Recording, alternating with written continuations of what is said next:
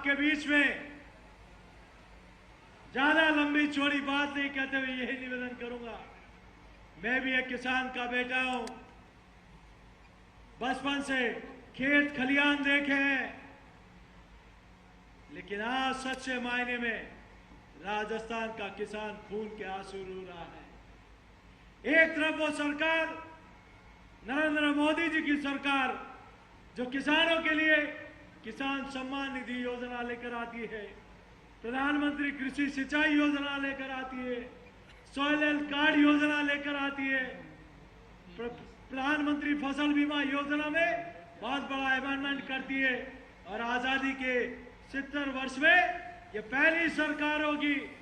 जब पिछली बार 16-17 में खराबा हुआ था, तब सब सांसद माननीय प्रधानमंत्री जी के पास गए कि राजस्थान में फसल खराबा हुआ है, सरकार क्या मदद करेगी। तो माननीय प्रधानमंत्री जी ने सारे अधिकारियों और मंत्रियों को बुलाया, देखिए राजस्थान की क्या मदद कर सकते हैं।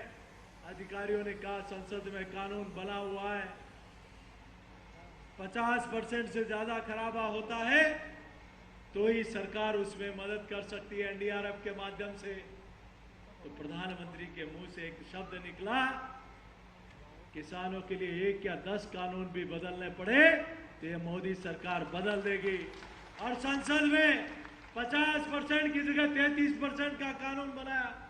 और पिछली बार ध्यान है मुझे, आपने सब लोगों ने गांव और किसानों में जाकर उस किसानों को करोड़ों रुपए मुआवजा देने का काम किया, लेकिन दुर्भाग्य है कि इस राजस्थान की सरकार ने गिरदावरी ठीक से नहीं कराई।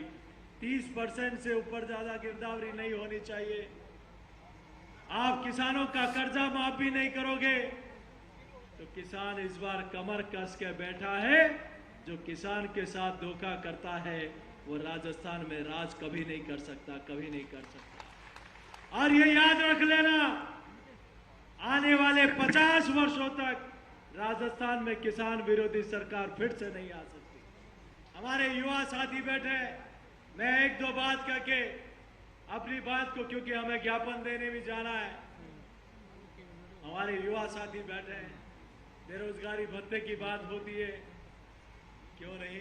मैं जिला परिषद मेंबर था तब की घटना बताता हूं। मैं एक विद्यालय में गया, विद्यार्थी मित्र उन्होंने उस समय लगाए थे राजीव गांधी पाठशाला में। वो भाई पढ़ा रहा था कि हिमालय है, यहां से गंगा नदी निकलती है, यहां होते हुए इधर होते हुए इधर होते हुए अरब सागर में जाकर गिरती है।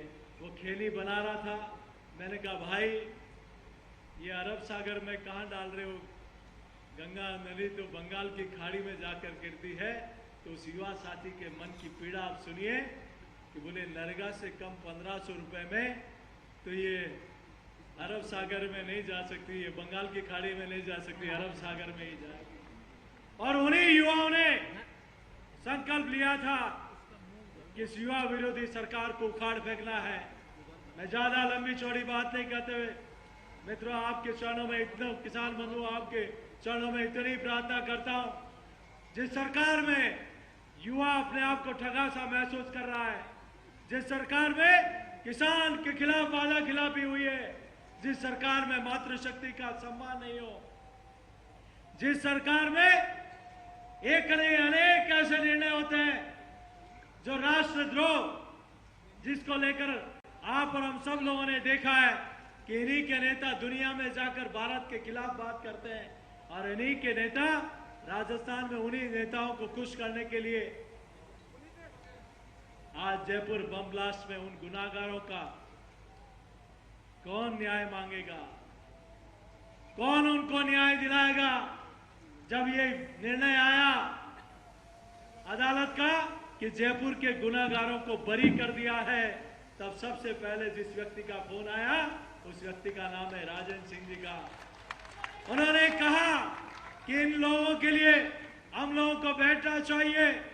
आदरणीय घनश्याम जी तिवारी साहब ने कहा कि जब ये राजस्थान की सरकार अपनी कुर्सी बचाने के लिए जब बड़े वकील कर सकती है, अगर ये सरकार नहीं करती तो भारतीय जनता पार्टी उन लोगों को न्याय दिलाने के लिए जहां जाना होगा वहां जाके आएगी। मैं आप सब लोगों का वंदन अभिनंदन करते हुए आइए आप और हम सब लोग ये संकल्प लेके जाए, इस धरती से, ये धरती वो ऊर्जा देती है, वो संदेश देती है कि उन लोगों को उखाड़ फेंकना है जिन लोगों ने किसानों के साथ धोखा किया है। उस सरकार को उखाड़ फेंकना है जिन सरकार ने युवाओं के साथ वादा खिलाफी की है।